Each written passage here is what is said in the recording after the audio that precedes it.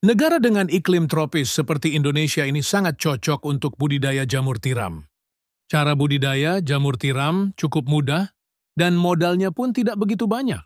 Bagian yang paling sulit saat ini untuk budidaya jamur tiram adalah membuat baglok, yakni media tanam yang sudah berisi bibit jamur. Namun nggak perlu khawatir jika Anda baru pertama kali terjun di dunia jamur tiram, sementara untuk urusan baglok yang sudah siap tumbuh, bisa pergi ke orang lain terlebih dulu. Lambat waktu jika usaha budidaya jamur tiram sudah mulai berkembang. Cobalah untuk membuat baglok sendiri. Nah, langsung saja inilah beberapa persiapan dan cara budidaya jamur tiram versi Jamur Ganteng Official. Yang pertama, menyiapkan kumbung. Kumbung ialah semacam rumah untuk jamur, yakni tempat untuk manaruk dan merawat baglok hingga tumbuh jamur siap panen. Di dalam kumbung tersebut terdapat rak yang bertingkat.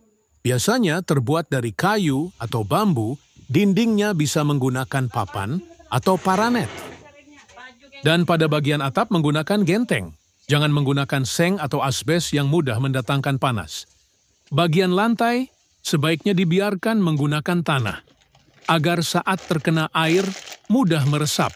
Sedangkan untuk ukuran rak, bisa Anda sesuai sendiri tergantung ukuran kumbung dan baglok yang akan dibudidaya. Namun idealnya ketinggian ruang, sebaiknya tidak kurang dari 40 cm. Rak bisa dibuat 2 hingga 3 tingkat, lebar. Rak 40 cm dan panjang setiap ruas rak 1 meter. Setiap ruas rak bisa memuat 70 hingga 80 baglok. Kemudian menyiapkan baglok.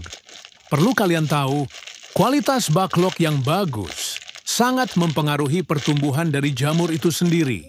Baglok ialah media tanam untuk meletakkan bibit jamur yang terbuat dari serbuk gergaji. Serbuk kayu tersebut dimasukkan ke dalam plastik berbentuk silinder dan pada ujung plastik diberi lubang, di mana lubang tersebut nantinya jamur tiram akan tumbuh keluar.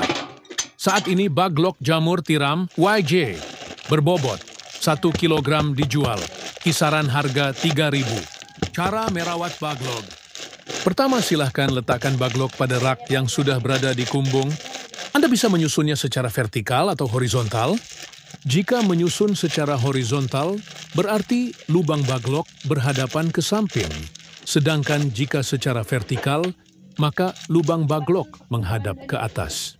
Namun biasanya, untuk para pemula lebih milih untuk menyusun baglok secara horizontal. Hal ini dilakukan agar tidak ada air yang masuk secara berlebihan saat nyiram baglok dan proses panen pun bisa lebih mudah. Kapan penyiraman dilakukan? Penyiraman penyemprotan dilakukan setelah panen pertama jamur tiram. Baru dilakukan. Penyiraman biasanya dilakukan sebanyak 3 kali dalam sehari. Lakukan penyiraman dengan sprayer atau sistem kabut frekuensi. Penyiraman 2-3 kali dalam sehari tergantung suhu dan kelembaban kumbung. Proses panen. Inilah proses YG terakhir, yakni panen budidaya jamur tiram. Bila baglok yang digunakan permukaannya telah tertutup sempurna dengan miselium, biasanya dalam waktu 1 hingga 2 minggu sejak pembukaan tutup baglok. Baglok yang memiliki bobot sekitar 1 kg akan menghasilkan jamur sebanyak 0,7 kg. Jamur akan tumbuh dan sudah bisa dipanen jika dirawat dengan baik dan benar. Baglok jamur bisa dipanen hingga 4-5 kali panen. Setelah itu, baglok dibuang atau bisa digunakan bahan ompos. Pemanenan dilakukan terhadap jamur yang telah mekar dan membesar tepatnya bila ujung-ujungnya telah terlihat meruncing. Bila masa panen lewat setengah hari saja, maka warnanya menjadi agak kuning kecoklatan. Bila sudah selesai itu, jamur cepat layu dan tidak tahan lama. Kemudian jarak panen pertama ke panen kedua berkisar 2 hingga 3 minggu. Semoga bermanfaat dan barokah. Amin, amin, amin. Monggo YJ minat mau usaha jamur tiram, bisa diorder baglok jamur tiramnya via 108 5259 352057 atau via Shopee Yayan Mushroom, gratis, konsultasi seputar dunia perjamuran, tidak usah khawatir, takut gagal siap dibimbing sampai berhasil.